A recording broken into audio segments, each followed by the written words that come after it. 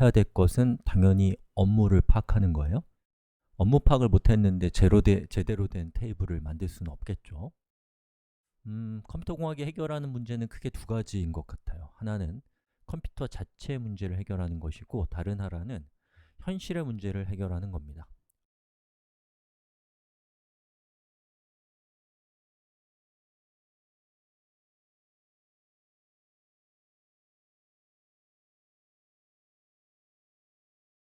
코딩 공부하는 법 검색하시는 분들이 너무 많아서 준비했어요. 많은 분들이 들어주셨으면 하는 바람에 XML, JSON, YAML 어떻게 발음해야 할지도 헛갈리는 이 세 용어들, 이들이 무엇이고 왜, 어디에 사용되는지 얄팍하게 알아볼게요.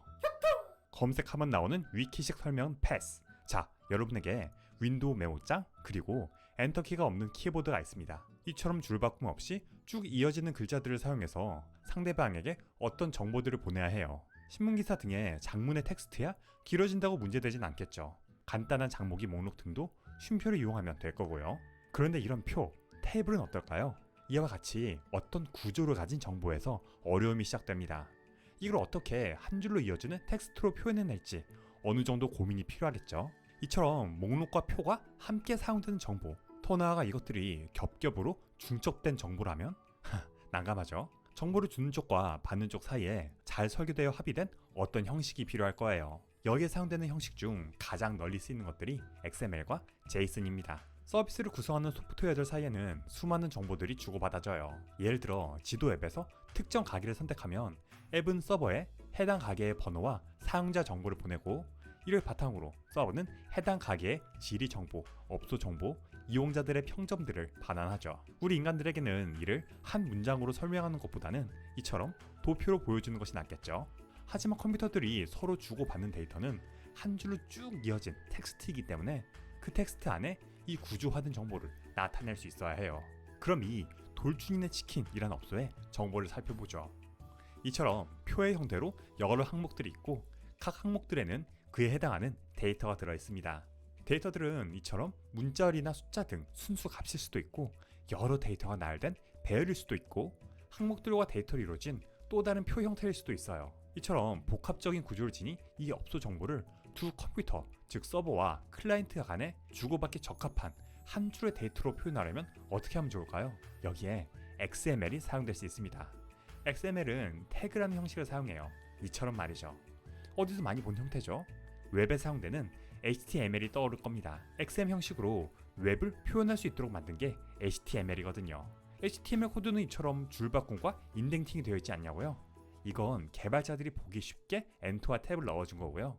이걸 다 제거하고 이처럼 한 줄로 만들어 보내도 브라우저는 아무 문제 없이 이를 정확히 해석합니다. 문법과 용도에 다소 차이가 있지만 XML도 마찬가지예요. XML의 각 태그들은 그 자체 단위로 있거나 또는 시작과 종료 태그가 있습니다. 이 태그명이 각 데이터의 항목명이 되고 그 사이에 내용이 들어가죠. 순수 데이터 값이 들어갈 수도 있고, 또 다른 태그들이 몇 겹이고 중첩으로 들어갈 수도 있어요. 하나하나 살펴볼까요? XML 문서의 최상단에는 이처럼 버전과 인코딩 정보가 들어갑니다. 그리고 그 아래 단 하나의 루트 태그 안에 정보들이 더 안쪽의 태그들로 들어가게 돼요. 가게명과 주소는 각각 네임과 로케이션 태그 사이에 단일 데이터 값들로 들어있죠. 보다 복잡한 또 다른 테이블 형태인 주인 정보는 이처럼 아우너 태그 안쪽에 들어간 다른 태그들로 표현됩니다. 이름과 나이, 전공은 단일 데이터로 들어가고, 여러 정보들이 베일로 들어있는 경력은 이런 형태로 표현돼요. 이처럼 테이블 안에 목록이 들어갈 수 있는가 하면 이 메뉴들 정보는 베일 안에 테이블이 들어간 형태죠. 그 안에 또 배열이 들어가 있을 수 있고요. 리뷰들 항목은 역시 배열 안에 들어간 테이블, 그리고 그 안에 또 테이블이 들어있는 형태를 이와 같이 효과적으로 표현해냅니다. 어렵지 않죠? 하지만 이건 사람이 잘 알아볼 수 있도록 줄 바꿈과 탭을 넣어준 형태죠. 구글에서 XML 미니파이어를 검색한 다음 상위에 뜨는 페이지들 중 하나에 들어가서 이를 복사해서 붙여놓고 미니파일 해봅시다. 엔터와 탭을 모두 제거하고 이처럼 한 줄의 문자열을 바꿔주죠. 이렇게 해도 데이터를 해석하는 데 문제는 없는 걸까요? 물론이죠. 여는 태그와 닫는 태그들을 사용해서 정보의 구조를 명확히 표현하는 XML이기 때문에 컴퓨터가 받는 정보에는 유실되는 바가 없어요. 역시 구글에서 XML 포매터를 검색하신 다음 한 줄로 바뀐 이 데이터를 붙여놓고 포매팅을 해보면 미니파이 하기 전의 형태로 보기 좋게 인덴팅이 되어 있는 걸 확인하실 수가 있죠. 이처럼 믿을만한 XML이지만 뭔가 필요 이상으로 장황하다는 느낌을 받으신 분들도 있을 거예요. 일일이 태그들을 열고 닫아야 하니 전체 글자 수도 늘어나고 IDE의 자동 완성 기능 없이는 같은 텍스트를 2번씩 쳐야 해서 작성하기도 꽤나 번거롭죠. 인덴팅을 넣어준 형태도 한눈에 정보들을 알아보기에는 그다지 가독성이 좋은 형태는 아니에요. 이런 면에서 강점을 갖는 또 다른 방식이 제이슨입니다. 자바스크립트의 객체 표기법인 제이슨은 보다 간결한 형태로 구조화된 정보를 표시해요. 같은 정보를 제이슨으로 표현한 문서입니다. 어때요? 훨씬 눈에 잘 들어오고 코드량도 적죠. 이처럼 브레스 안에 콜론으로 항목과 데이터를 구분해서 자바스크립트 객체 형태로 정보들을 표현하고요. 객체 안에는 단일 데이터 또는 또 다른 객체가 들어갈 수도 있고, 이처럼 브라켓으로 감싸진 배열이 들어갈 수도 있죠. 역시 제이슨 미니 파일을 검색해서 이를 붙여 넣어보면 한 줄로 쭉 이어진 제이슨 데이터를 확인하실 수 있어요. 이처럼 간결하고 작성하기 쉽기 때문에 많은 분야에서 제이슨은 XML을 대체해 나가고 있죠. 그렇다고 XML이 제이슨에 뒤떨어지기만 하는 건 아니에요. 우선 제이슨은 문법 오류에 취약합니다. 콤마 하나를 잘못 찍거나 브래켓 하나를 빼먹어도 문서 전체가 해석 불가가 되죠. 반면 XML은 열고 닫는 태그들이 있기 때문에 오기가 있는 부분 바깥쪽은 컴퓨터가 읽을 수 있어요. HTML로 웹을 만들 때 일부 태그에 오타가 들어와도 사이트가 전반적으로 작동하는 건 그 때문이에요. 주석을 달 수 있는 것 또한 XML이 가진 강점입니다. 그리고 XML은 각 사용처마다 요구되는 구조와 형태를 잘 갖췄는지 스키마란 것을 통해 검증이 가능합니다. 샵 태그 안에 아우너가 있어야 하고 메뉴는 네임과 프라이스 속성이 있어야 하고, 이러한 요구사항을 이와 같은 XSD란 형식의 문서로 명시해 두는 거죠. 어떤 엄격한 형식의 XML이 필요한 곳에서 문서를 미리 검증할 때 유용하게 사용될 수 있겠죠. 이 또한 XML, XSD로 검색해 보시면 XML에서 XSD를 유추하거나 XSD로 XML을 검증하는 등 무료 기능들을 찾으실 수 있어요. JS는 자체적으로는 이런 기능이 없기 때문에 직접 프로그래밍해서 만들어야 합니다. 이와 같은 각각의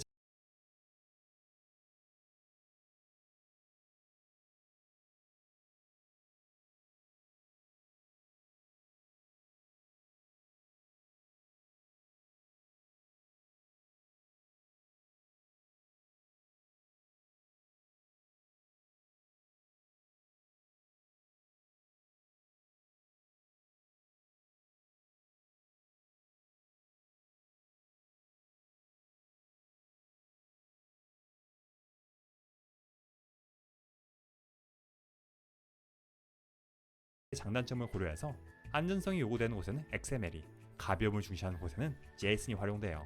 데이터를 주고받을 때, 웹 서비스의 설정 파일을 작성할 때, 모바일 앱의 UI를 설계할 때 등등 많은 곳에서 XML과 JSON을 접할 수 있어요.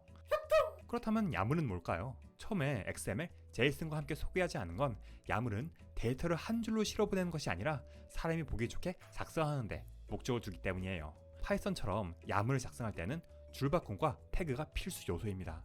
이를 어기면 정보가 파괴되기 때문에 야물 문서는 미니 파일 하지 않아요. JSON2 야물을 검색하셔서 이 JSON 데이터를 붙여 넣어 보시면 이처럼 인덴팅을 사용해서 직관적으로 정보 구조를 표시하고 배열 요소들은 대시를 사용해서 표현한 걸 보실 수 있어요. 주석도 사용이 가능하고 특히 편리한 건 상속을 사용해서 여러 데이터를 효율적으로 작성할 수 있죠. 이처럼 쓰고 있는 사람의 편의를 우선시하는 야물이기 때문에 도커 컴포즈나 스프링 등의 설정 파일에 많이 사용됩니다. 프로그래밍을 하게 되면 이 세 형식을 종종 접하게 되고 때로는 적합한 것을 선택해야 할 때도 있을 거예요. 이 영상에서 배운 내용을 잘 기억하신다면 XML과 JSON, 야물을 활용하는데 어려움이 없을 겁니다.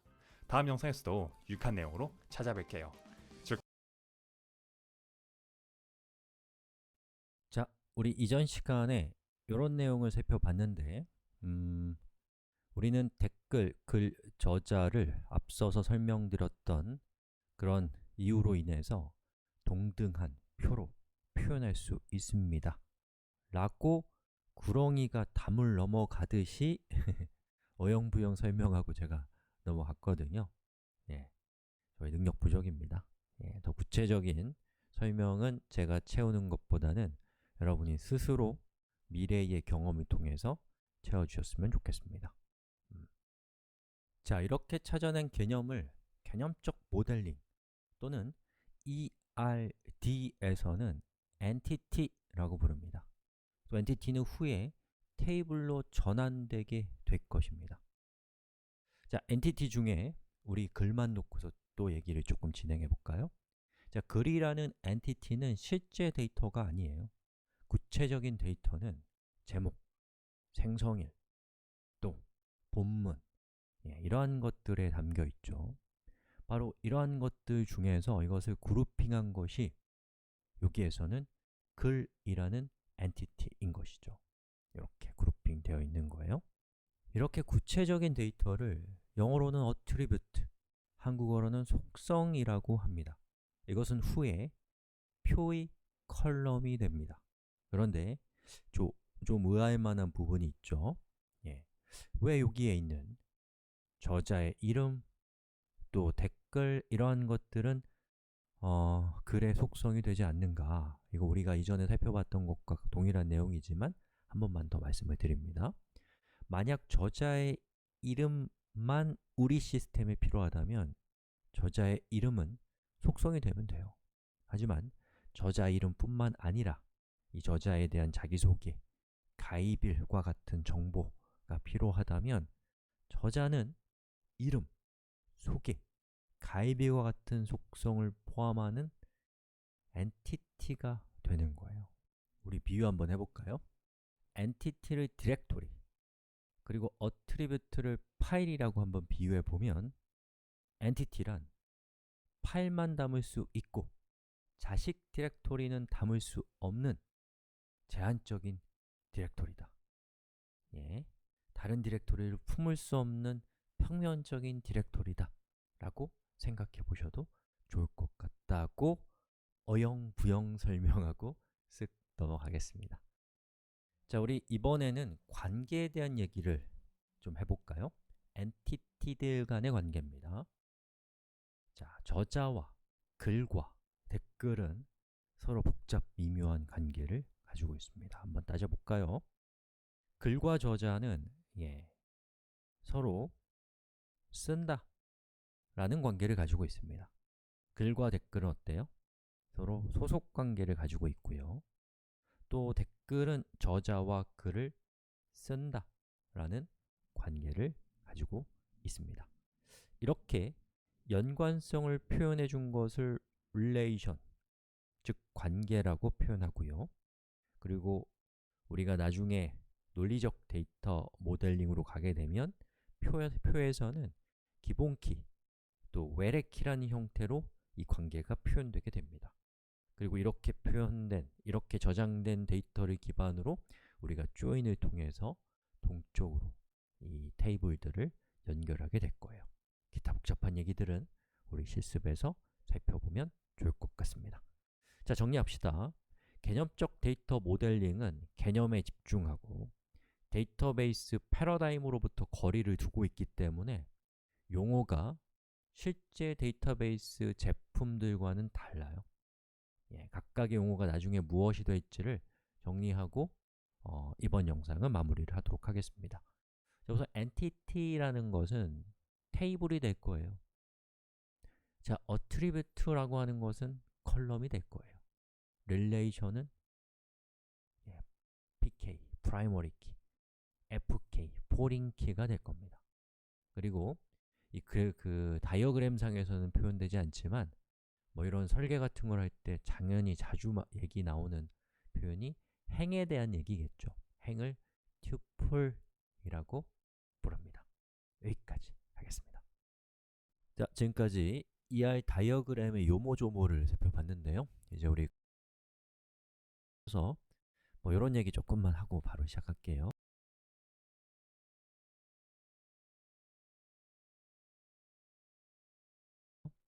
자, 저는 애플리케이션을 하나의 건물이라고 한번 비유를 한번 해볼게요. 그렇다면 UI는 옥상이고 또 데이터베이스는 지하라고 이야기하고 싶습니다. 자, UI와 이 데이터베이스 사이의 일을 원인과 결과의 관점에서 한번 생각해 볼까요? 자, 정보를 입력하는 UI가 원인이 되어서 데이터베이스의 데이터를 변경하는 결과를 낳습니다. 또 데이터라는 원인에 의해서 UI의 내용이 표시되는 결과를 낳죠. 즉, 사용자가 마주하는 UI와 컴퓨터에 저장되는 데이터는 서로 원인과 결과의 관계에 있다고 할 수 있습니다. 이 원인과 결과를 번갈아 가면서 순차적으로 점검하지 않는다면 좋은 모델링이 나오기 어려울 겁니다. 그런 점에서 기획자와 구현자가 다르다면 데이터 모델링까지는 최소한 함께 동행하는 것이 이상적이라고 생각합니다. 데이터 모델링은 기획에, 또 기획은 데이터 모델링에게 놓치면 안 되는 중요한 틈을 보여주는 것 같거든요. 자, 우선 기획서를 봅시다. 제일 먼저 해야 할 일은 기획서에서 엔티티를 찾아내는 것입니다. 막막하죠? 그런데 말입니다. 사람은 본능적으로 연관된 데이터들을 그룹핑하는 탁월한 능력을 가지고 태어난다고 저는 믿거든요. 우리가 의식적으로 하려면 잘 안 되지만 무의식적으로 이미 하고 있는 거라는 얘기를 하고 싶어요. 자, 그러면 이건 저의 요령인데 읽기에서는 그것을 찾아내기가 어렵습니다. 하지만 쓰기 화면을 한번 볼까요? 자, 쓰기 화면을 보면은 저장이 이렇게 생겼고요. 그리고 글을 작성하는 화면이 이렇게 생겼고 댓글을 작성하는 화면은 이렇게 생겼습니다. 이렇게 쓰기 화면을 보면 우리가 표로 만들기에 아주 좋은 엔티티가 대체로 분명히 드러나더라고요. 쓰기 화면을 그대로 엔티티로 한번 옮겨보고 그 다음에 이제 그게 큰 무리가 없다면 쓰면 되고 그것이 이제 데이터베이스 표에 잘 어울리지 않거나 하면 수정하면 되는 거죠. 그럼 요거를 우리 ER 다이어그램으로 한번 옮겨볼게요. 자, 여러분 종이를 꺼내십시오. 그리고 저는 draw.io라고 하는 괜찮은 서비스를 이용할 건데요. 여러분은 지금 하지 마세요. 우리 수업은 ER 다이어그램 도구 수업이 아니잖아요. 지금은 그냥 최대한 빨리 시작할 수 있는 방법을 선택하십시오. 자, 일단은 제가 쓰고 있는 도구에서는 뭐 이런 도형들이 있어가지고 이 도형을 이렇게 드래그하면 되는데 여러분은 연필로 그리시면 되겠습니다. 자, 그래서 여기다가 제가 글 드래그해서 저자 댓글 이렇게 했고 그러면 적당히 위치를 저는 이렇게 배치를 할 겁니다. 이렇게 일단은 삼자관계로 이렇게 해놓을게요. 그러면 이제 엔티티를 만든 겁니다. 자, 그러면 엔티티 추출하는 것까지 여기까지 했으니까 우리 다음 시간에는 뭐 해야 돼요? 엔티티에다가 이 필요한 속성들을 정의해 보는 걸 다음 시간에 해보겠습니다. 자, 우리 이번 시간에는 이제 속성을 정의를 해야 되는데요. 속성은 각각의 엔티티에 소속이 되는 거죠. 그 소속 관계는 우리가 그 작성을 통해서 쉽게 파악할 수 있습니다. 여기 보시면 제목, 본문, 이 속성이다 라고 되어 있는데 저자 목록 같은 경우는 직접 입력하는 것이 아니라 저렇게 셀렉트 박스인 것은 저자 목록이 좀 더 복합적인 속성이라서 별도의 엔티티로 독립해 나갔다라는 그런 뜻일 수 있는 것이죠. 그래서 저자는 이제 속성이라기보다는 나중에 릴레이션을 통해서 연결해야 됩니다. 자, 그리고 또 하나는 쓰기만으로는 좀 부족한 것은 여기 보시면 읽기에 보면 여기에 이렇게 언제 작성됐는지에 대한 작성일에 대한 정보도 우리의 시스템을 필요로 해요. 그러면 엔티티의 속성으로 날짜 정보까지도 있어야겠죠. 저자, 아니죠. 제목, 본문, 날짜까지 우리 한번 정의를 해보겠습니다. 자, ER 다이어그램에서 속성은 원을 사용합니다. 그래서 저는 원을 하나 만들었고 이 원이 좀 크기 때문에 조금 크기를 조정을 한 다음에 지금 제가 필요한 속성이 3개거든요. 카피를 3개를 하겠습니다. 3개를 했고요. 각각의 적당한 이름을 붙일게요. 그리고 배치를 좀 하겠습니다. 그 다음에 여기 있는 이 속성들이 서로 같은 엔티티의 식구들이라는 것을 보여주기 위해서 그 연결을 시켜야 되는데 제가 쓰고 있는 도구에서는 이렇게 적당한 사이드를 선택해서 드래그하면 한 번에 쉽게 연결할 수 있는 아주 신통한 기능을 가지고 있어요. 뭐 이 정도면 될 것 같아요. 자, 그 다음에 이제 저자에 대한 정보는 이제 우리 시스템은 이름과 자기소개가 필요한데 또 시스템을 보니까 이렇게 가입일도 필요로 하네요. 그럼 가입일 정보까지 같이 해서 후다닥 추가를 해보겠습니다. 자, 이렇게 그 속성의 이름을 정했고 연결을 시켜볼게요. 됐습니다. 자, 그 다음에 이제 댓글을 작성하는 부분을 이제 볼 건데요. 댓글은 제목이 필요 없죠. 내용이 있고, 여기 제가 잘못했네요. 앞에 있는 수업도 다 망가졌겠는데요. 여기다 이제 그 작성한 사람의 작성자 명을 이렇게 적으면 되는데, 만약에 우리가 그냥 사용자 이름을 익명이라기보다는 로그인 같은 거 필요 없이 그냥 받는다. 그럼 이렇게 하면 되겠지만, 우리가 기존에 가입되어 있는 저자들만이 댓글을 작성할 수 있게 하고 싶다. 그러면 이제 얘는 또 어떤 식으로 해야 돼요? 우리 이전에 글 작성할 때 썼던 이런 그 셀렉트 박스로 바꾸는 게 맞겠죠. 자, 이렇게 바꿨습니다. 이렇게 보시는 것처럼 우리가 그 모델링을 하게 되면은 모델링이 UI를 검증하는, 또 UI가 모델링을 검증하는 이 교차 검증이 가능하기 때문에 이 두 가지를 같이 번갈아 가면서 살펴보는 것이 굉장히 유익합니다. 그래서 기획서를 만드는 선수와 모델링을 한 선수가 같이 한 사람이면 좋겠지만 한 사람이 아니라 이제 서로 역할이 다르다면 같이 머리를 맞대고 상대 쪽에 대한 적당한 그 지식과 경험을 가지고 서로 간에 이 도움을 주고받으면서 하면 훨씬 더 결과가 좋지 않을까요? 자, 이렇게 해서 우리 한번 또 표를 EID 다이어그램을 만들어 봅시다. 본문과 작성일에 대한 정보를 속성을 추가하겠습니다.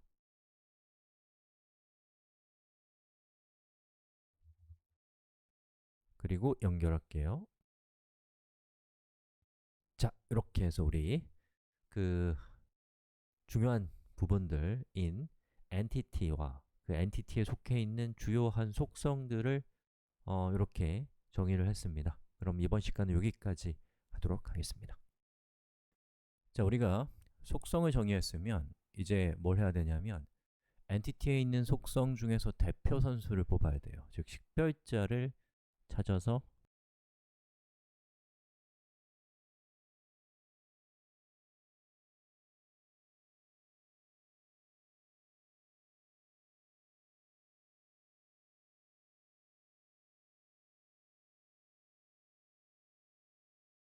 지정을 해주셔야 됩니다. 국가는 국민을 주민번호로 식별하고 자동차는 자동차 번호가 있고 웹사이트는 도메인 이름이 있습니다. 이러한 것들을 우리가 식별자라고 하는데 식별자가 하는 일은 뭐예요? 원하는 대상을 정확하게 타겟팅하는 것이죠. 그래야 그 대상에 대해서 정확하게 어떠한 일을 할 수 있으니까요.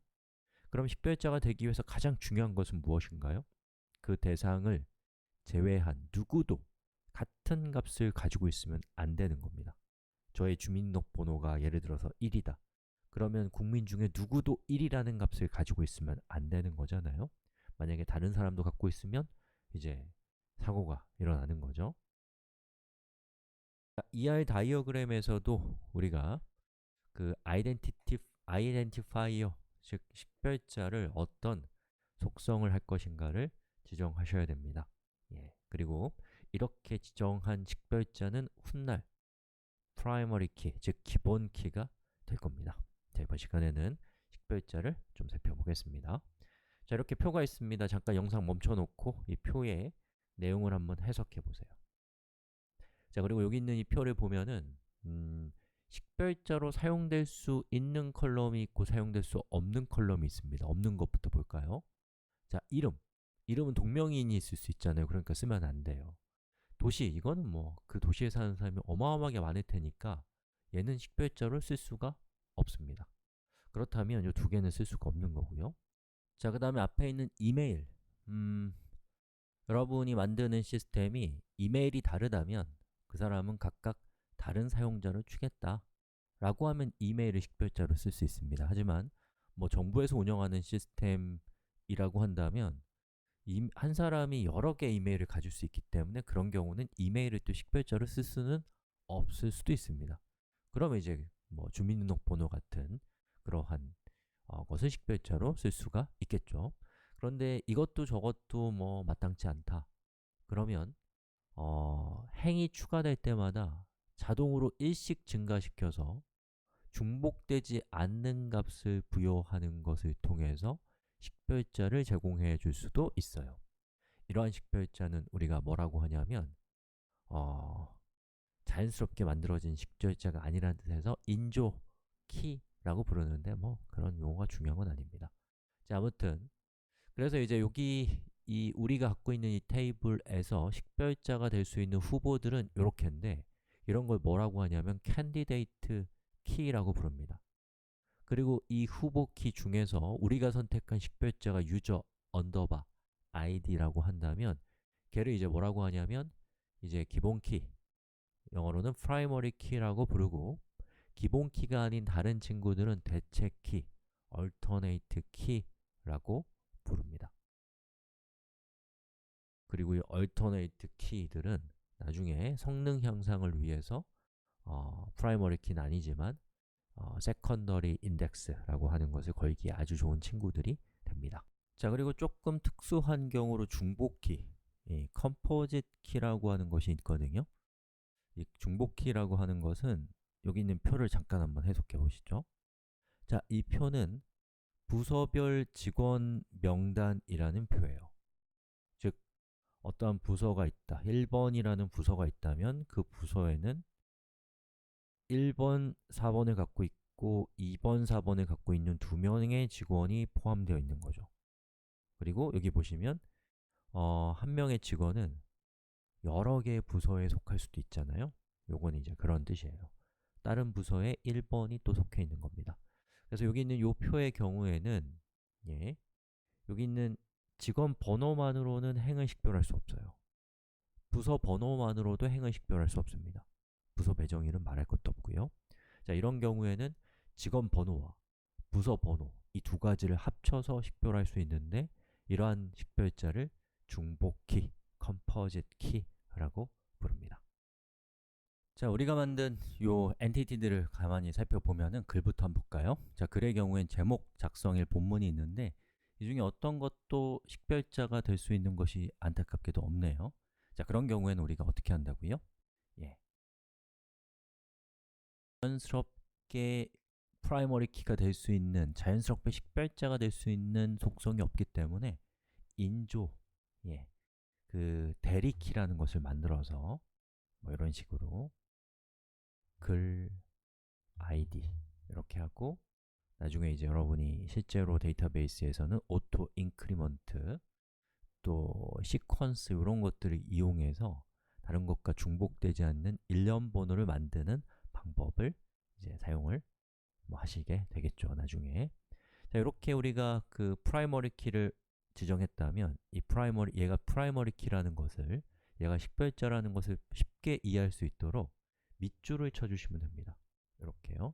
그러면 딱 보면 밑줄이 있으면 얘가 그 프라이머리 키, 즉 식별자구나 라는 것을 알 수가 있어요. 자, 여기 있는 이것도 마찬가지. 딱히 식별자가 될 만한 자연스러운 키가 없기 때문에 제가 여기에다가 또 댓글 id라고 이렇게 하고 밑줄 긋고 그리고 연결을 시킬게요.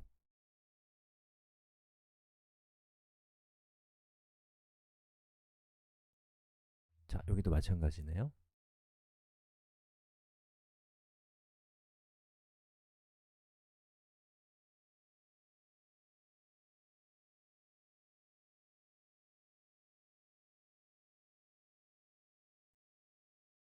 자, 됐습니다. 이렇게 해서 우리 각각의 엔티티가 드디어 자신을 식별할 수 있는, 자신의 그 튜플, 즉 행을 식별할 수 있는 컬럼인 식별자 컬럼을 갖게 되었습니다.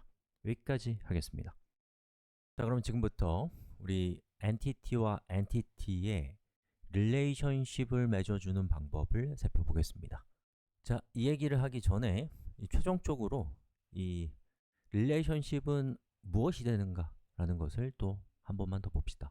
자, 보시는 것처럼 이렇게 표들이 있고 각각의 표들은 이렇게 데이터로서 서로 연결되어 있다. 이때에 각각의 표의 행을 식별하는 이 유일무이한 식별자를 우리가 뭐라고 한다? primary key라고 합니다. 그렇죠? 그리고 이렇게 저자 테이블의 id 값을 가리키는 글 테이블의 저자 id의 값, 저걸 뭐라고 하냐면 외래에 있는 테이블과 연결할 때 사용하는 열쇠라는 뜻에서 외래 키, 영어로는 foreign key라고 부릅니다.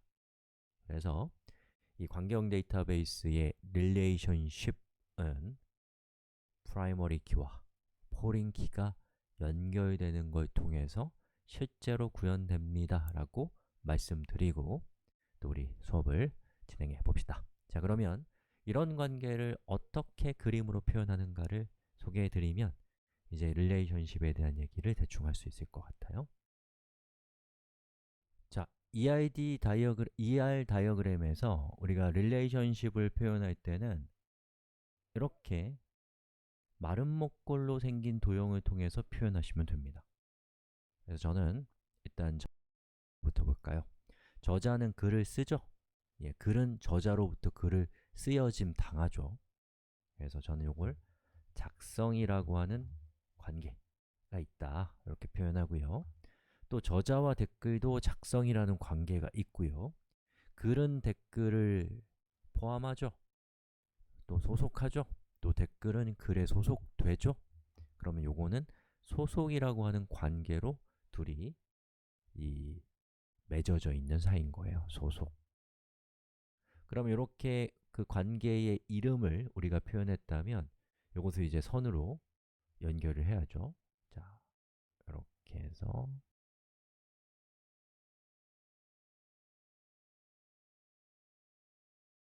이렇게 연결했습니다. 자, 이 정도면 일단 됐는데요. 그 관계형 데이터베이스를 우리가 만들 때, 또 여러 사람들과 협업할 때 사람들이 이런 정보에서 궁금해할 만한 핵심적인 건 우리가 다 했는데 거기서 이제 관계라는 측면에서 얘들보다는 덜 중요하지만 나머지 애들보다 훨씬 더 중요한 그것이 있어요. 그게 뭐냐면 안 알려주고 다음 시간에 알려드릴게요. 여기까지 하겠습니다.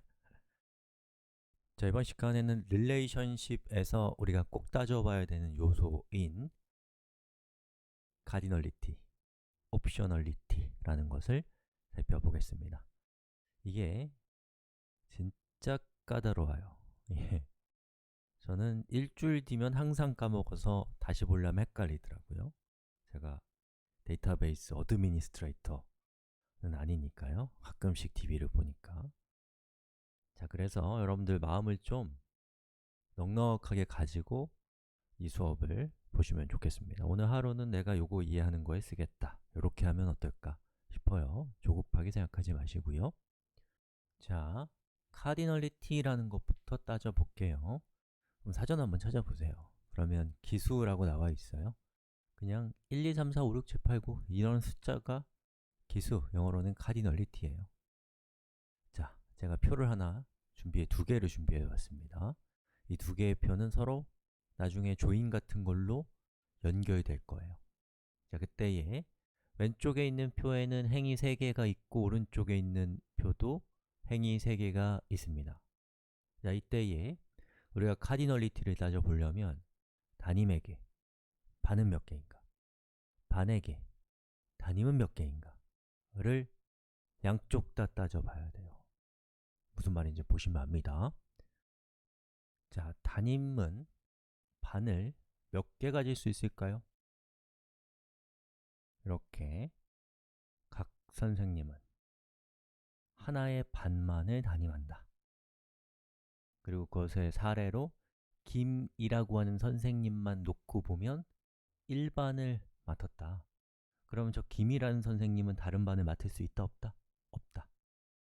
자, 그래서 단임에게 반은 1개다. 됐죠? 자, 그 다음에 이번에는 반대로 따져보는 거예요. 반에게 단임은 몇 개냐?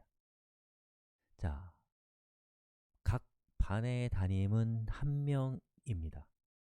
그 얘기는 뭐예요? 예를 들어서 이 1반이 선생님이 김이다. 그러면 다른 선생님은 담임이 될 수 있어요? 없다. 자, 그럼 이것은 반에게 담임은 몇 개다? 하나다. 그래서 이것을 1대1 관계라고 하고 이걸 표로는 이렇게 표현합니다. 표가 아니죠. EID에서는 이렇게 표현해요. 자, 다른 케이스를 한번 봅시다. 저자에게 댓글은 몇 개냐를 따져봐야 돼요. 저자는 여러 개의 글을 작성할 수 있죠. 예를 들어서 김이라고 하는 사람은 저렇게 3개의 댓글을 작성했을 수 있는 거예요. 그래서 저자에게 댓글은 여러 개이다 라는 뜻에서 n이라고 표기했습니다. 자, 그 다음에 이번에는 댓글에게 저자는 몇 개냐를 따져봐야 돼요. 그래서 이거는 어떻게 되는 거예요? 각 댓글은 하나의 저자만 존재하죠. 예를 들어서 댓글 1이 김이라는 저자를 가지고 있다. 그러면 다른 누구도 저 댓글의 저자가 되면 안 됩니다. 자, 이런 관계에는 댓글에게 저자는 몇 개다? 한 개다. 그래서 이걸 뭐라고 하냐? 1대 다 라고 얘기합니다. 다는 만의 다자예요. 또는 1대 n이라고도 얘기해요. 그리고 이것을 EI 다이어그램 상에서는 이렇게 표기합니다. 그래서 n에 해당되는 부분에 이렇게 까마귀 발처럼 생긴 산발이를 다뤄요. 그리고 요거는 이제 표기법이 다양해요. 그래서 어떤 거는 여기다가 1을 적고 어떤 건 여기다 n을 적기도 하는 딱 보시면 아실 거예요. 예. 됐죠? 자, 또 다른 케이스를 살펴보겠습니다. 저자와 글의 관계입니다. 자, 우리가 만들려고 하는 시스템은 하나의 글을 여러 명이 편집할 수 있다 라고 생각해 보시고 이걸 보십시오. 자, 그러면 저자에게 글은 몇 개냐부터 따져봐야죠. 저자는 여러 개의 글을 작성할 수 있다. 예를 들면 김이라는 사람은 저렇게 3개의 글을 작성할 수 있죠. 그래서 저자에게 글은 몇 개다?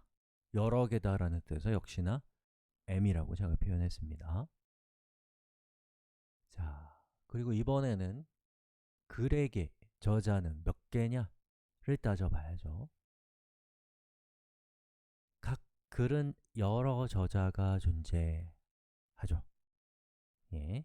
그래서 예를 들어서 글 1이 생겼다면 이 글은 여러 명의 저자가 참여했을 수 있는 거예요. 그러면 글에게 저자는 몇 개다? 여러 개다. 그래서 n이라고 표현했습니다. 이 관계를 뭐라고 하냐면 n 대 m이라고도 하고 다 대 다라고도 합니다. 그리고 그것을 다이어그램으로 표현하면 이렇게 산발이가 양쪽을 향하고 있습니다. 자, 그래서 지금까지 우리가 살펴봤던 관계성 3가지예요. 1대 1, 1대 다, 다 대 다.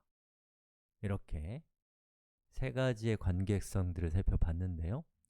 이 중에서 끝에 있는 다대다 관계는 이거는 실제로 우리가 그 현실의 데이터베이스 테이블의 세계에서는 표현할 수가 없기 때문에 이거는 이제 이 상태 그대로 두지 않고 우리가 중간에 연결 테이블이라고 하는 특별한 테이블을 만들어서 최종적으로는 1대 다 관계로 컨버팅을 시키거든요. 근데 그건 지금 이해할 수는 없고 살짝 언급하고 넘어가겠습니다. 어렵죠? 이거 혼자서 하려면 정말 까다로워요. 진짜로 너무너무 까다로워요. 그래서 원래 그래요. 원래 헷갈리다고 생각하면 뭔가 이렇게 자괴감이 절 들잖아요. 그렇죠? 예, 자괴감 없이 그러려니 하면서 이거 원래 어려운 거야 이렇게 생각해 주시면 좋겠습니다. 여기까지 하겠습니다. 자, 이번 시간은 옵셔널리티라는 것을 살펴보겠습니다. 옵션이라고 하는 건 뭐 있을 수도 있고 없을 수도 있다 이런 거잖아요. 예, 그게 무슨 의미를 갖는지 한번 살펴보시죠. 자, 제가 표를 2개를 준비했어요. 자, 저자와 댓글 사이에는 어떤 관계가 있는가를 생각해 봅시다. 자, 여러분, 어떤 시스템에 저자가 등록을 했다면 그 사람이 반드시 댓글을 가지고 있어야 되나요? 그럴 수 없죠. 등록하자마자 댓글을 달아야 등록하는 것이 아닌 이상은 일단은 등록하고 나중에 댓글을 쓰건 안 쓰건 그건 자기 마음이잖아요. 그래서 저자는 댓글을 작성하지 않을 수도 있다. 그렇기 때문에 김이라고 하는 사람은 댓글을 썼지만 나머지 사람들은 댓글을 작성하지 않았다라는 것을 보여주는 그림이에요. 자, 이것은 이렇게 해석할 수 있습니다. 저자에게 댓글은 옵션이다. 됐죠? 그리고 이것을 다이어그램에서는 동그라미로 표시해요. 아마 옵션의 O가 아닐까 싶은 생각이 드는데 그렇게 기억하면 편하겠죠? 자, 그리고 그때 이제 방향이 이쪽에 있다 라는 것을 염두에 두시는데 이거 엄청 헷갈리는 거예요. 이쪽인지 이쪽인지 자, 그 다음에 이번에는 댓글에게 저자란 무엇인가를 생각해 봐야죠. 댓글이 일단 존재한다면 걔는 반드시 저자를 가지고 있어야 돼요. 각 댓글은 반드시 저자가 있다. 그렇기 때문에 이렇게 연결이 반드시 되어 있어야 된다라는 겁니다. 물론 여기 있는 이 그림은 약간 모순이 있는데 그림에 너무 집중하지 마시고요. 자, 그러면 이제 댓글에게 저자는 뭐다? 필수다. mandatory. 예. 그러면 이제 이 mandatory라고 하는 것은 어떻게 기호로 표시하냐? 짝대기 하나를 찍으시면 됩니다. 자, 이것이 옵셔널 또 mandatory라고 하는 것을 표현하는 기호예요. 방향이 엄청 헷갈릴 거예요. 자, 근데 생각해보면 저자와 댓글은 필수냐, 선택이냐 라고 하는 측면도 있지만 동시에 1대 1이냐, 1대 다냐, 다대 다냐 라고 하는 카디널리티도 있습니다. 그러면 이 두 가지 특성을 모두 반영한다면 어떻게 될까요? 자, 이거 한번 보시죠. 자, 저자와 댓글은 1대 n의 관계이기도 해요. 그러면 ER 다이어그램 상에서는 이렇게 오버랩을 시키면 됩니다. 그럼 여러분은 여기 있는 이 ER 다이어그램이 이렇게 생겼다라고 하면 딱 봤을 때 여기에 있는 요게 저자고 댓글이에요. 여기 저자는 댓글에 대해서 저자는 여러 개의 댓글을 가질 수 있구나. 또 댓글을 달지 않을 수도 있구나. 그리고 댓글은 반드시 저자가 필요하구나. 그리고 저자가 한 명이구나. 라는 것을 해석하실 수 있어야겠죠. 자, 그럼 우리 다음 시간에 이것을 실제로 우리가 지금까지 가져온 예제에 반영해 보도록 합시다. 자, 하나씩 우리 따져봅시다. 여러분, 우리 수업하기 전에 한번 직접 해보시는 것도 좋아요. 그리고 이게 진짜 헷갈리는 거구나 라는 걸 확인하는 거 아주 좋습니다. 자, 여기 보시면 저자는 글을 여러 개 가질 수 있죠? 저자는 글을 쓰지 않을 수도 있죠? 그러면 이쪽이 뭐로 어떻게 표시돼야 되겠어요? 이쪽이 1, 여기는 n 그리고 옵션이니까 O 이렇게 해야 되죠. 제가 선택해서 여기 오면서 n인 거 요거를 클릭하면 이런 모양이 됩니다. 됐나요? 이제 반대로 글은 저자를 여러 개 가질 수 있죠? 그럼 여기는 이제 n인 거예요. 그리고 글은 저자를 반드시 가져야 되죠? 그러면 mandatory인 거예요. 자, 그러면 어떻게 돼요? mandatory는 짝대기 그리고 다는 요거죠. 그럼 요런 관계라고 할 수가 있습니다. 자, 그 다음에 글과 댓글의 관계를 따져볼까요? 글은 댓글을 여러 개 가질 수 있죠? 예, 그럼 여기는 이제 many고요. 여러 개. 그 다음에 글은 댓글을 가지고 있지 않을 수도 있죠? 예, 그러면 이제 옵션이에요. 옵션이면서 many인 것을 찾아야죠. 자, 옵션이면서 many인 건 요거네요. 이렇게 됐고요. 이번에는 댓글에게 글은 하나죠. 그리고 댓글에게 글은 반드시 있어야 되죠. 그럼 이게 뭐예요? 하나면서 필수인 거 이렇게 되는데 이게 좀 방향이 바뀔 때가 있어요. 이렇게 했습니다. 자, 그 다음에 댓글과 저자를 한번 살펴볼까요? 댓글에게 저자는 한 명이죠. 그럼 여기는 1이에요. 댓글에게 저자는 반드시 있어야 되죠. 그러면 이건 맨다토리입니다. 그러면 이걸 선택해서 여기서 1이면서 맨다토리 이렇게 됐고, 그 다음 여기 자, 저자에게 댓글은 여러 개 있을 수 있죠. 다입니다. many. 저자에게 댓글은 없을 수 있죠. 옵션이에요. 자, 그럼 또 이거 어떻게 돼야 돼요? 이렇게 하는 겁니다. 자, 여러분 축하드립니다. 이렇게 해서 우리 개념적 모델링에 대한 얘기는 모두 다 끝났습니다. 물론 이제 이 개념적 모델링, 또 논리적 모델링, 그리고 물리적 모델링에서 어떤 일을 해야 된다, 또 어떤 기호를 써야 된다, 이것은 의견이 다들 분분해요. 그래서 어떤 정해진 아주 엄격한 룰이 있는 건 아니거든요. 그렇기 때문에 여러분이 속해 있는 것, 여러분이 하는 일의 성격에 따라서 어떤 절차를 뒤로 빼기도 하고 앞으로 빼기도 하고 하면서 자유롭게 또 유연하게 또 합의를 통해서 진행해 나가시면, 자, 이번 시간은 일종의 부록입니다. 보셔도 되고 안 보셔도 돼요. 자, 해보시면 아시겠지만 1대 1이니, 1대 단위, 다대 단위, 이거 되게 헷갈리거든요. 그리고 이제 mandatory, 옵션을 이것까지 가면 훨씬 더 헷갈려요. 저도 그래요. 저도 일주일 뒤면 이거 까먹을 것 같아가지고 제가 한 몇 시간 써가지고 간단한 프로그램을 만들어 봤습니다. EID 야학으로 들어오시면 됩니다. 자, 이렇게 생긴 간단한 웹 서비스예요. 자, 여기에다가 여러분이 엔티티를 2개를 적어주고 그것의 관계를 적어주면 됩니다. 예를 들면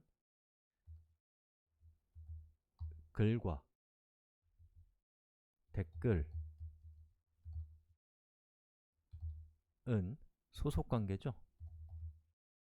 이렇게 적어주면 자동으로 다른 부분들이 바뀌어요.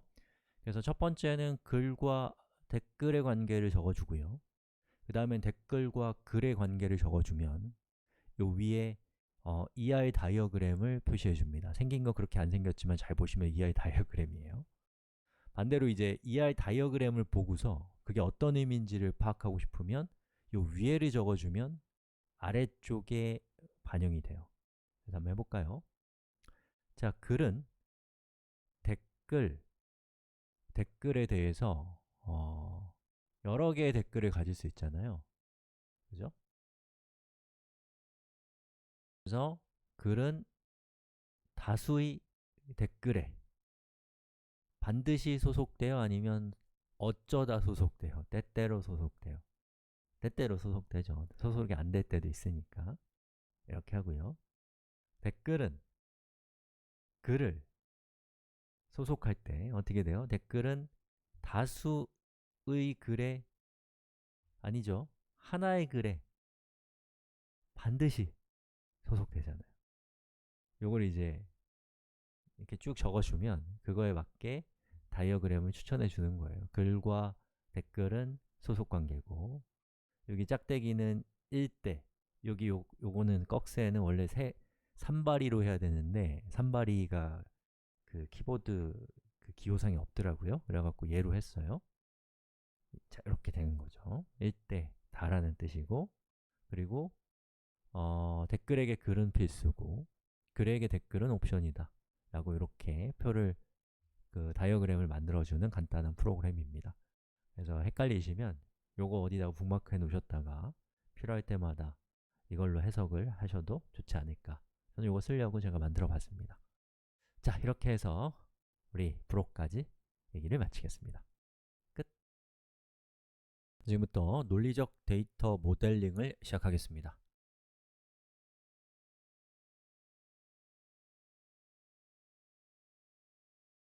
지금부터 논리적 데이터 모델링을 시작하겠습니다. 데이터 모델링을 여러 사람이 분업을 한다면 아마도 최고의 실력자는 개념적 데이터 모델링에 배치해야 될 겁니다. 개념적 데이터 모델링은 순서상으로는 우리가 지금부터 살펴볼 논리적 데이터 모델링 앞에 있지만 그것은 제일 쉽기 때문이 아니라 제일 어렵고 제일 중요하기 때문입니다. 개념적 모델링이 잘 되어 있다면 논리적 모델링은 꽤나 기계적인 일입니다. 물론 기계적인 일이라고 소홀히 하면 안 되겠죠? 개념적 모델링이 업무에서 개념을 뽑아내는 일이라면 논리적 데이터 모델링은 그렇게 뽑아낸 개념을 관계형 데이터베이스 패러다임에 어울리게 데이터 형식을 잘 정리정돈하는 것입니다. 이 과정에서는 구체적인 데이터베이스 제품의 특성이나 또 성능과 같은 것은 크게 신경 쓰지 않습니다. 대신 관계형 데이터베이스 패러다임에 어울리는 이 가장 이상적인 모습으로 개념을 잘 정리정돈하는 것이 포인트입니다. 자, 시작해 봅시다. 자, 제일 먼저 얘기해 볼 것은 매핑 룰이라는 것인데요. 이 매핑 룰이라는 것은 ER 다이어그램을 통해서 우리가 표현한 내용을 관계형 데이터베이스에 맞는 형식으로 전환할 때 우리가 사용해 볼 수 있는 어떤 그 방법론이에요. 그래서 이 방법론에 따라서 하게 되면은 여러분이 덜 고민하고도 더 많은 것을 빠짐없이 처리할 수 있기 때문에 매핑 룰이라는 것이 광범위하게 사용되고 있습니다. 매핑 룰을 꼼꼼하게 따져보는 것보다는 저는 이제 이런 흐름으로 우리가 가면 된다고 말씀드리면 될 것 같아요. 엔티티는 테이블로 바꾸시면 되고요. 어트리뷰트는 컬럼으로 바꾸시면 됩니다. 그리고 릴레이션은 pk와 포린 키로 전환하시면 돼요. 자, 그럼 지금부터 한번 시작해 보겠습니다.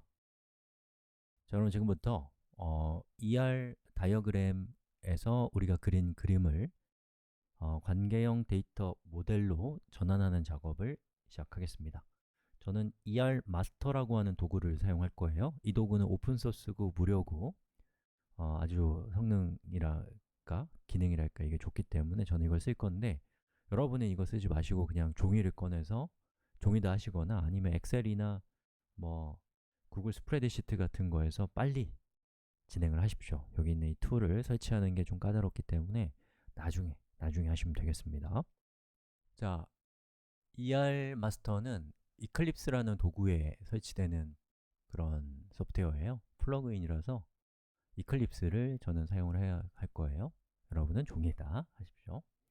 하면서 이제 나도 저거 갖고 싶다 이런 마음이 커지면 나중에 즐겁게 공부하실 수 있을 거예요.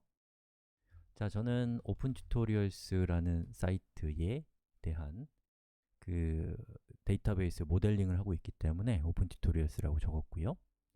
그리고 얘 같은 경우는 데이터베이스 제품을 선택하게 되어 있어요. 저는 MySQL을 선택하면 나중에 물리적 데이터 모델링을 할 때 SQL을 우리한테 줄 때 MySQL에 맞는 SQL을 주는 거예요. 정말 좋죠? 피니쉬. 자, 그럼 이렇게 캔버스가 생겨납니다. 그럼 이 캔버스에다가 이제 그림을 그려나가면 돼요. 저는 여기 있는 이 오른쪽에 제가 배치시켜 놓은 이 그림을 참고하면서 진행을 해보도록 하겠습니다. 자, 우리가 매핑 룰에 따르면 제일 먼저 해야 될 것은 엔티티를 테이블로 바꾸는 거예요. 저자, 글, 댓글 이렇게 있는데 이걸 이제 해볼 겁니다. 제가 쓰고 있는 도구에서는 여기 있는 테이블이라고 돼 있는 거 저거를 딱 클릭하고 엔터를 치면 이렇게 테이블이 생겨요. 저는 3번 엔터를 쳐서 클릭을 해서 이렇게 테이블 3개의 빈 테이블을 만들었습니다.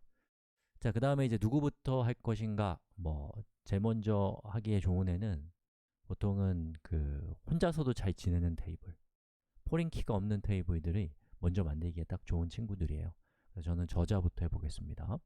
자, 이렇게 딱 클릭하면 이렇게 생긴 화면이 뜨는데 여기에다가 저자는 저는 오쏘라고 할래요. 오쏘. 그리고 로지컬 네임에는 저자라고 이렇게 써주면 일종의 뭐 도움말 기능이라고 보시면 되겠습니다. 실제로 나중에 SQL로 만들어지는 용어는 also-라는 영어가 될 거예요.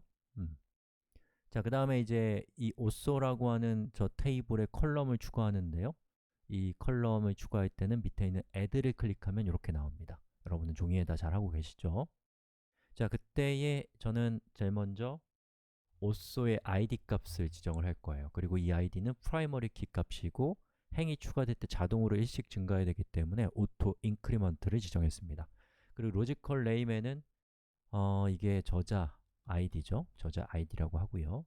타입은 int, 즉 정수를 이렇게 지정했습니다. 이렇게 어떠한 그 속성에다가 여러 가지 제약 조건, 뭐 예를 들면 여기 들어오는 데이터는 정수여야 된다, 문자 길이는 얼만큼까지 허용한다, 뭐 유니크 해야 된다, 이런 여러 가지 제약 조건을 뭐라고 하냐면 그 컬럼에 대한 도메인을 설정한다 라고 해요. 도메인은 이제 영역이잖아요. 즉, 그 컬럼에 들어갈 데이터가 어떤 범위 안에 있는 데이터만 들어갈 수 있도록 그 경계를 지어준다, 이런 느낌이 아닐까요? 저도 정확한 용어의 유래는 잘 모르겠지만 아무튼 도메인이라는 표현도 많이 씁니다. 자, 그리고 된 것 같아요. 예, 오케이, 이렇게 누르고요. 그 다음에 이제 다른 테이블, 다른 컬럼들도 이제 추가를 해야죠. 저자는 이름이 일단 있어야죠. name이라고 하고요. 이름 이렇게 하고, 저자의 이름은 반드시 있어야 되기 때문에 난 너를 지정을 했고요. 그리고 바차 해서 글자는 뭐 한 15글자 이상의 이름은 없겠죠. 이렇게 지정을 했습니다. 자, 그 다음에 이제 그 자기소개, 프로파일, 자기소개, 그 다음에 타입은 이것도 이제 바차로 해서 뭐 한 50, 뭐 한 100글자 이상은 못 쓰게 난널, 그리고 OK. 그 다음에 가입일,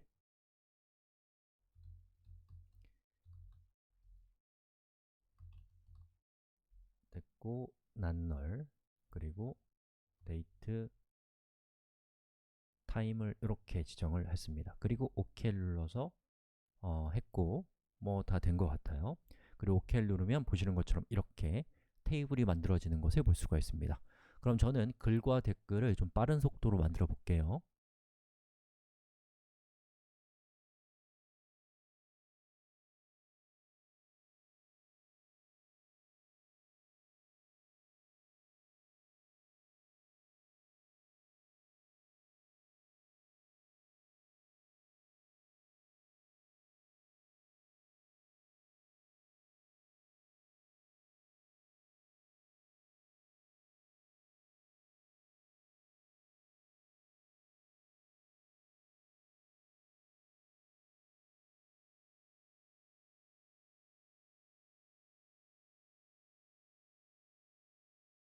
자, 여기까지입니다. 이렇게 해서 우리 엔트리와 속성까지를 테이블과 컬럼으로 매핑하는 작업을 끝냈습니다. 자, 그러면 지금부터 우리 릴레이션십을 프라이머리 키와 포린 키를 연결하는 걸 통해서 이제 관계형 데이터베이스 모델에 맞게 컨버팅을 해봅시다. 자, 이걸 할 때 가장 중요한 부분은 카디널리티, 즉 몇 대 몇이냐 라고 하는 것을 따져보는 거예요. 우리 이전에 했기 때문에 이제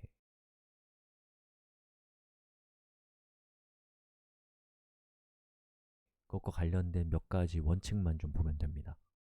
자, 순서대로 하는데 우선 제일 간단하고 단순한 관계가 1대 1 관계예요. 그 다음에 1대 n, 그 다음에 n 대 m, 이런 순서로 처리를 하시면 되는데, 그런데 이제 안타깝게도 우리의 예제에는 1대 1 관계가 없어서 제가 좀 머리를 좀 짜봤습니다. 여기다가 뭘 넣으면 1대 1이 될까를 좀 궁리를 해보니까 휴면 기능을 넣으면 될 것 같아요. 휴면이라고 하는 건 이제 자기의 어떤 그 활동을 멈춰놓은 멤버를 이제 휴면 계정이라고 하잖아요. 그래서 저는 여기 있는 저자가 휴면 상태가 된 저자들의 목록을 관리하는 테이블을 하나 추가하기 위해서 ER 다이어그램을 먼저 수정을 좀 해볼게요.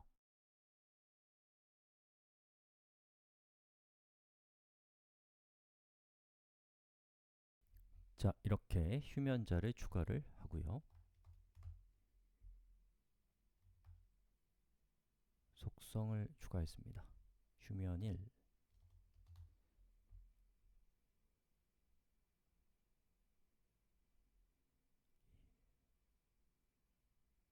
그리고 휴면자는 저자랑 이렇게 연결을 하면 될 것이고요.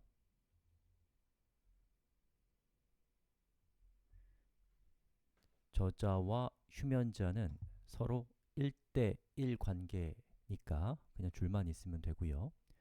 그 다음에 저자는 휴면을 하지 않을 수 있잖아요. 그러니까 요거는 필수가 아니라 옵션이죠. 그래서 이 부분을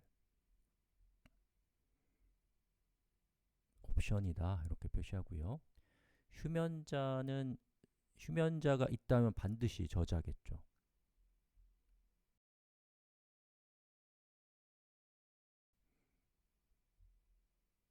그래서 이 부분은 필수인 1 관계를 이렇게 맺어줬습니다.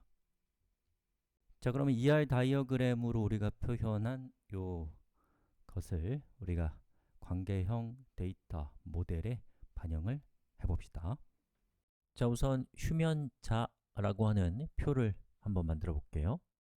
자, 표를 만들어 보겠습니다. 단어가 좀 어렵더라고요. dormant 처음 들어본 단어예요. 휴면.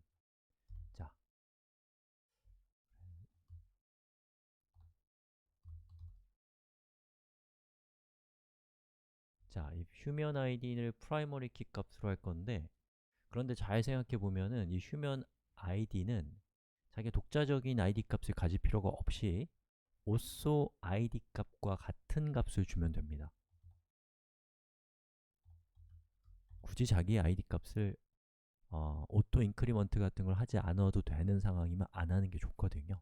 왜냐하면 primary key 값은 이 데이터베이스에서 성능이 가장 좋은 키이기 때문에, 인덱스이기 때문에 그렇습니다. 여러 가지 이유가 더 있지만요. 자, 여기 타입은 int 해서 primary key 값과 정확하게 같은 것을 지정을 이렇게 해줬습니다. 그리고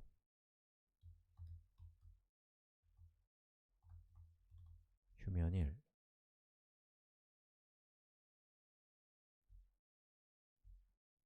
자, 이렇게 dormant라고 하는 그 테이블을 추가를 했어요. 자, 그러면 이 두 개의 테이블에서 누가 포린 키를 가져가야 될까요? 이게 1대 n 관계에서는 하나도 안 헷갈려요. 왜냐하면 1쪽에 pk, n쪽에 포린 키를 주면 된다는 게 너무 쉽게 생각이 되거든요. 자, 그런데 이렇게 1대1 관계에서는 누구한테 포린 키를 줄 것인가? 이게 좀 애매하단 말이에요. 예. 그래서 우리 한번 정리 한번 해볼까요? 자, 여기 제가 저자 테이블과 휴면 저자 테이블을 두 개를 준비했습니다. 자, 여기서 누가 누구한테 의존하는가를 한번 따져보시면 어떨까요? 자, 저자는 있죠. 휴면 저자에 id 값이 있냐 없냐랑 상관없이 이렇게 값을 추가할 수 있습니다. 그렇죠? 근데 휴면 저자에 추가할 수 있는 값은 이 저자의 id 값이 있는 1 밖에는 추가할 수가 없어요. 2를 추가하려고 그러면 추가가 돼요? 뭐 포린키 같은 거 안 걸었으면 되긴 되겠지만 2에 해당되는 사람은 저자 테이블에 없단 말이에요. 즉, 휴면 저자는 저자가 누군지를 알아야 돼요. 하지만 저자는 휴면 저자가 누군지 몰라도 돼요. 다른 말로는 휴면 저자는 저자에게 의존하고 있습니다.